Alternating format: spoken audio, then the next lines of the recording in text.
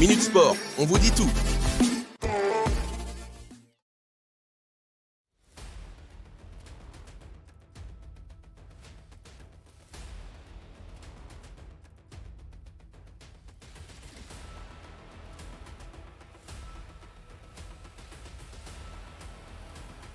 Au PSG, la mairie de Paris contre la vente du Parc des Princes. Si la mairie de Paris est disposée à discuter du Parc des Princes avec le PSG, qui souhaite racheter le stade pour l'agrandir et le moderniser, ce serait plutôt pour une location longue durée. Toujours à Paris, si vous cherchez le temps de jeu d'Hugo Ekitike lors de cet exercice 2023 à 2024, il est assez facile à trouver. Depuis le lancement de la saison, toutes compétitions confondues, l'attaquant a disputé 8 minutes de jeu, toutes lors du premier match de championnat à Lorient.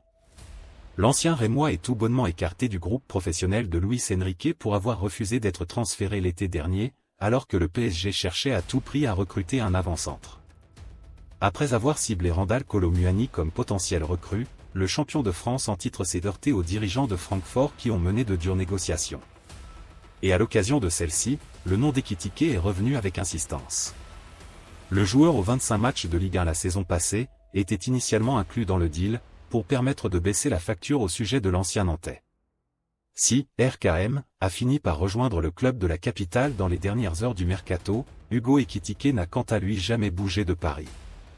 En effet, le joueur a refusé plusieurs propositions provenant de différents clubs jugés financièrement insatisfaisantes, dont celle de Francfort. Au PSG, l'ancien international français U20, 6 sélections, touche 6 millions d'euros à l'année. Ces émoluments sont donc loin d'être atteignables pour de nombreuses formations. Et Ekitike a fini par rester au club, ce qui n'a pas du tout plu aux dirigeants franciliens. Conséquence, l'ex-avant-centre du Stade de Reims n'est pas réapparu dans le groupe de toute la première partie de saison. 6 mois après cette tentative de départ avortée, Hugo Ekitike, 8 minutes de jeu dans les pattes donc, est de nouveau sur le marché. Mais là encore, l'affaire risque d'être difficile à négocier. La situation sportive du Parisien n'est sur le papier pas emballante puisqu'il lui faudrait, dans un premier temps, reprendre le rythme des entraînements et des matchs le week-end. Mais aussi et surtout, le Français n'a pas encore revu à la baisse ses émoluments. Wolfsburg s'est un temps penché sur l'attaquant mais son salaire a fini par sonner la fin de cette approche. Francfort de son côté, est revenu à la charge. Mais d'après les informations de Sky Allemagne, ça coince encore entre les deux parties.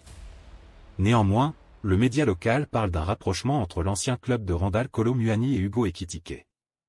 Pour le moment, aucun accord n'a été trouvé mais toutes les parties auraient intérêt à s'entendre sous peine de 6 nouveaux mois blancs pour le joueur. Coup de communication ou rumeurs de transfert bien réels ? Christoph Freund, le patron du Bayern Munich est revenu pour Bild sur les récentes rumeurs concernant Joshua Kimmich. Alors qu'un intérêt du PSG a été évoqué, dont un échange dans le dossier Mukiele, le directeur sportif n'a pas l'intention de laisser partir son joueur de 28 ans. Cadre indéboulonnable de l'effectif bavarois, le joueur avait laissé entrevoir un possible départ sans rien confirmer. Mais pour Freund, Kimmich est un leader, je ne peux que sourire à ce sujet. C'est totalement tiré par les cheveux. Joshua Kimmich est pour nous un joueur très important, l'un de nos leaders. À Nantes, pas dans les plans de Jocelyn Gourvenec à Nantes, Jawen Adjam devrait quitter le FCN ce mois-ci. Et alors que le défenseur avait trouvé un accord avec le Standard de Liège, l'Olympique de Marseille est entré à son tour dans la danse. Au Brésil, successeur de Fernando Diniz à la tête de la Seleção, Dorival Junior s'était accroché avec Neymar lors de leur aventure commune à Santos. En conférence de presse, le nouveau sélectionneur a assuré que la hache de guerre était enterrée et que le Brésil, fatalement, devra apprendre à jouer sans l'un des 3 meilleurs joueurs du monde, blessé depuis mi-octobre. Revenons en Europe, plus précisément en Espagne, la Catalogne. Alors que le FC Barcelone fait face à des accusations de corruption dans ce qui est appelé l'affaire Negreira, la presse espagnole fait savoir que des documents auraient été détruits par un des responsables des arbitres à l'occasion de son licenciement. Voici un extrait du reportage du journal Le Monde. Sabéis mi opinión del caso Negreira. Si tiráis de hemeroteca, que eso os gusta también, ¿no? De hemeroteca, para lo que os interesa tiráis, ¿no? Pues si tiras, sabes mi opinión del caso Negreira. Yo nunca he tenido la sensación, nunca, y lo repito, que los árbitros nos han beneficiado. Nunca. nunca.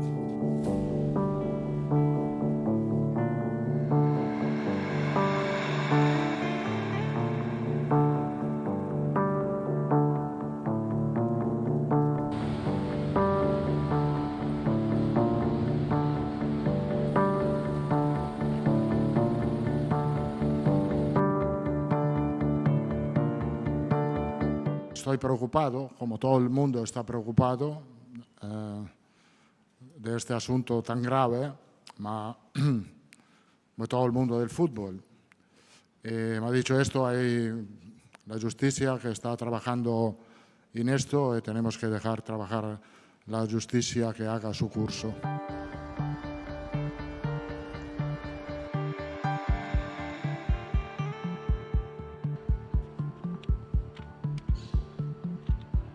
I després donarem pas al torn de preguntes, d'acord?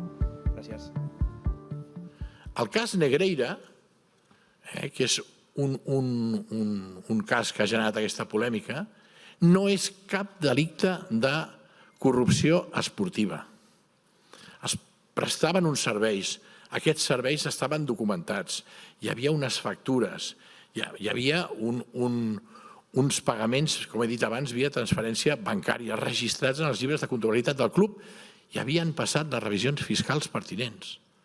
Aquest fet, el fet de que el Barça rebés un assessorament tècnic i arbitral d'aquestes persones, no constitueix en si mateix cap il·lícit i no constitueix en si mateix, molt menys, un il·lícit penal.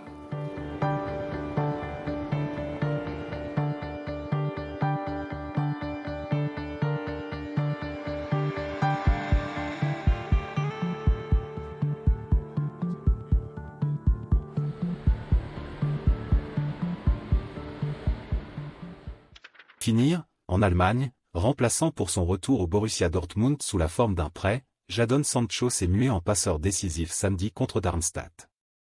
Une bonne nouvelle pour le joueur au placard à Manchester United.